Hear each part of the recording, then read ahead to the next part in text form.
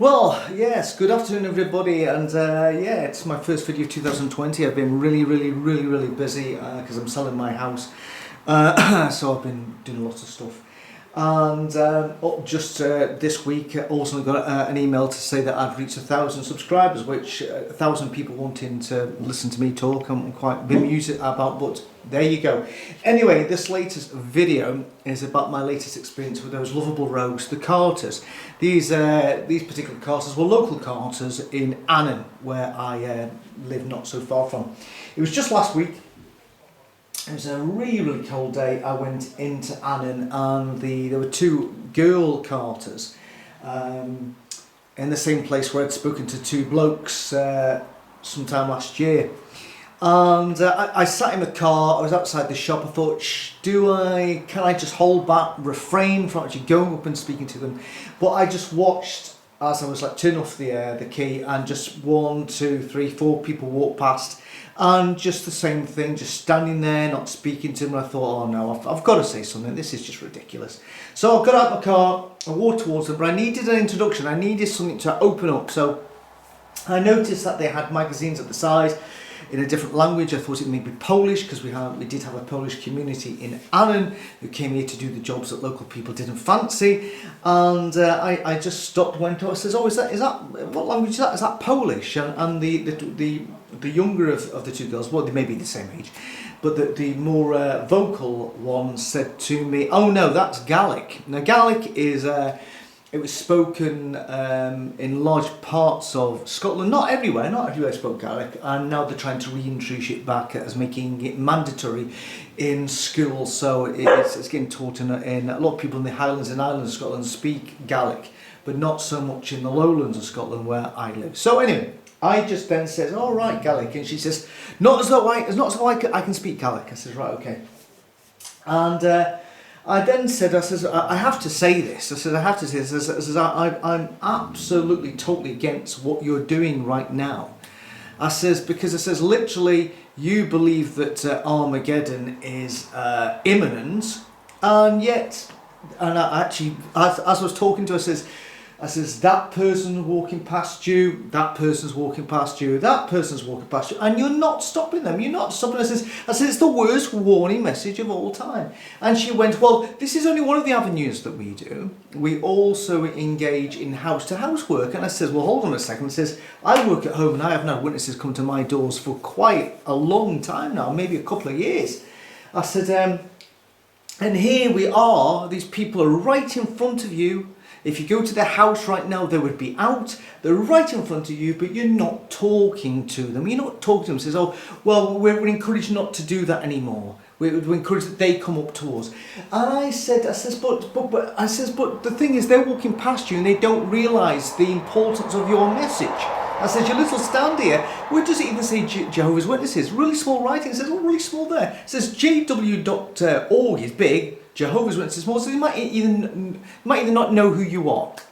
So I just at this moment, somebody was coming towards the pavement, and I thought, right, I'm just going to demonstrate this. So this guy came towards us, and he had a wraparound hat on, and it's only when I said, oh, good morning, sir, that I actually recognised him. He was the owner of the shop I was about to go into.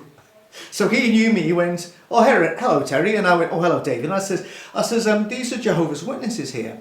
And I says, I don't know if you realise that, and he sort of looked a bit bemused. I says, what do you think is their most important message that they have today? Why they're here today? And he just looked at me blank and says, well, come on, think about it. What's the primary doctrine? What's their main belief? And he looked at me blank again. I says, well, think about it. And he was just nodding his head. And I says, I don't know. Now, I said, the main belief is that something called Armageddon's going to come, and that unless you're a baptised Jehovah's Witness, you're going to be put to death. And of course, the girl said, no, that's true. And I said, yes, it is true. So anyway, I said, I'll let you get on your way and I'll speak to you later. And then I turned around to him and I said, you see, that demonstrates that, he's the owner of that shop. He sees you frequently, and he has no idea that you're right here engaged in this warning work, and unless we listen to you, that he and his wife and his 2 kiddies and his dad are going to die. And she said then, well, our message is going to change. I says, what do you mean? She says, our message will change. At the moment, it's more a message of good news, and it'll be changed into a message of impending destruction. I went, oh, hold on a second. I says, hold on a second. Says, I'm old enough to remember 1975 was supposed to be impending destruction in the autumn of 75. And then, of course, it went on, the late 70s, the 80s, until a certain change. I says, you think Armageddon may come tomorrow, don't you? She says, well, it could do. I says, so how more imperative is it? How can you also go from this is a message of good news when your good news is, unless you become a baptized Jehovah's Witness, you're going to die, and it may be tomorrow. So she didn't really have a comeback on that one. So she tried to change tack at that point, and she said, I take it you seem to know a lot. I says, yes, I do know a lot. I says, I was a Jehovah's Witness for 28 years, and she went, all right, what stopped you going? What stopped you going? And I says, well, what stopped me going was, and I mentioned about the change in the teaching of the generations. And she said, well, I said, overlapping generations. I says, how can you even understand that? She says, well, there's a recent JW broadcast explains it really well. She couldn't explain it to me, but she wanted me to go online so I could try and understand, which maybe she was struggling to understand. And I says, well, hold on a second, as if we're really to what Jesus said. Jesus said, by means, says generation. He never says, these overlapping generations by no means will pass away. He says, this generation is quite specific, a generation, singular, not overlapping generations. I says, look, this doesn't make any sense. This doesn't make any sense. He says, why the continual change? Why all of a sudden you get a truth, and then all of a sudden that gets amended or changed, and then of course what's the opposite to truth? It's got to be a lie. All of a sudden your old truths become new lies, and maybe your old lies become new truths. And she said, oh no, it's predicted. It's predicted that there would be refinement. At this moment, I was expecting that old chestnut of taking out of context scripture relating to the light gets brighter and brighter. But she never said it, but she couldn't actually think of a scripture which did indeed refer that there would be refinement. And I said, why would there need a need of refinement? I says, we didn't need, after the Gospels were written, refining Gospels written 100 years later. We didn't need, 100 years after Revelation, new revelations, amended revelations. The laws given to the Israelites, the laws given to them, they lasted for hundreds of thousands of years. That says no refinement necessary, and some of them were quite specific in what we do if a woman had taken a period, for instance, and those rules lasted for hundreds of years, and some of those rules still apply in the Mosaic law till today, thousands of years later. And says, I don't understand why God would require refinement at all.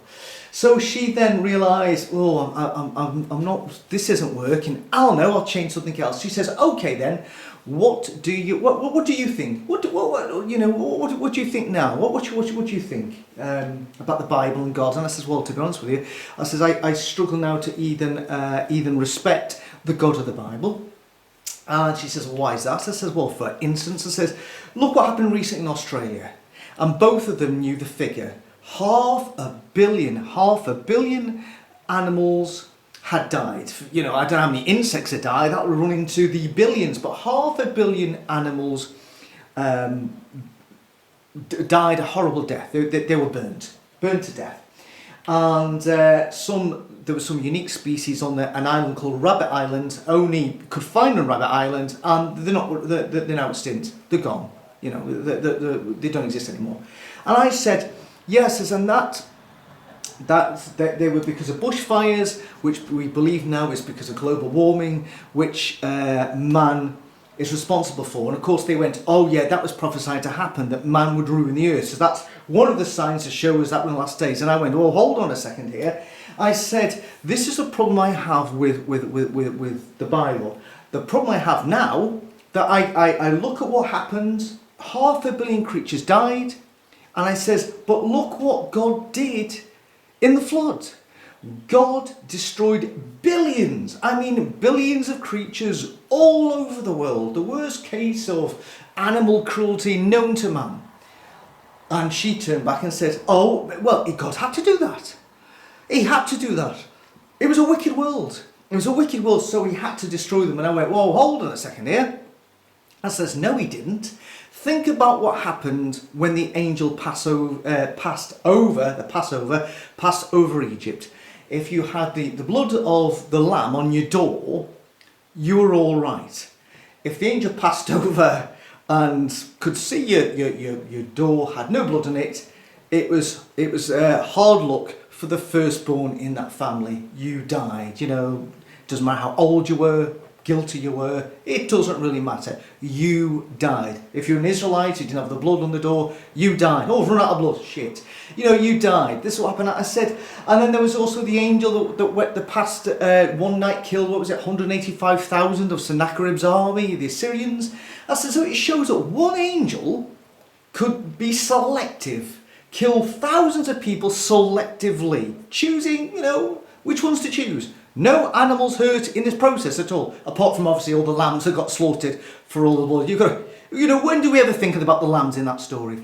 So I said, this is what I don't understand. God could have done that. God could have done that. God could have had one angel gone over and destroyed all the evil people and just kept Noah alive and his family, you know, and left all the animals where they were. They could carry on grazing and killing each other, and you know, the law of the jungle, carry on with that. But no, God in his infinite wisdom, he killed a lot of them. And I said to her, this is why I struggle with, I said, and that's only one story in the Bible. There's numerous others I could recount which would suggest that God is a bit of a twat.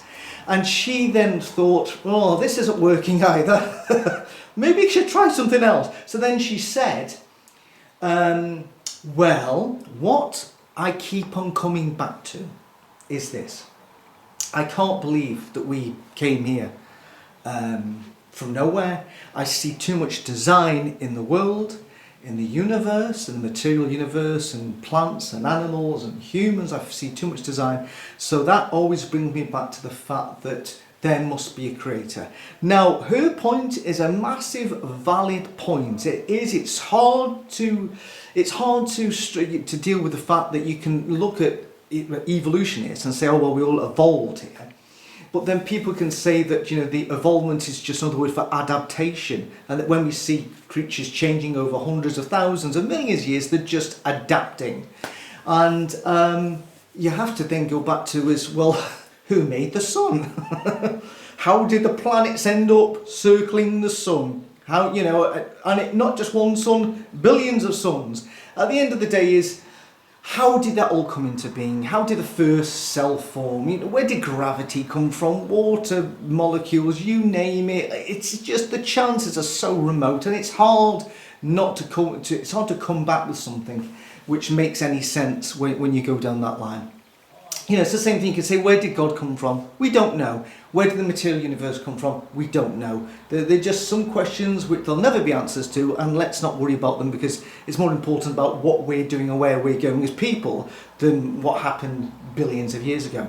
But anyway, she said to me, well, that's why I come back to believing in a creator, in a God, because I can't believe that a creator would abandon his creation. Now, I said to her, I says, well, look, I says, I understand why you think there may be an engineer, there may be a creator. I says, but there are numerous examples that we have today of people who create something and make something and then abandon their creation and just let them get on with it and just say, there you go, it's all set up, do your best, knock yourselves out. You know, I'll catch up with you in a million years. I just couldn't think of an example. It was so annoying. I couldn't think of an example. And we said our goodbyes, our chats. I just said, well, nice to meet you. I've forgotten the names now already. They've probably forgotten my name as well.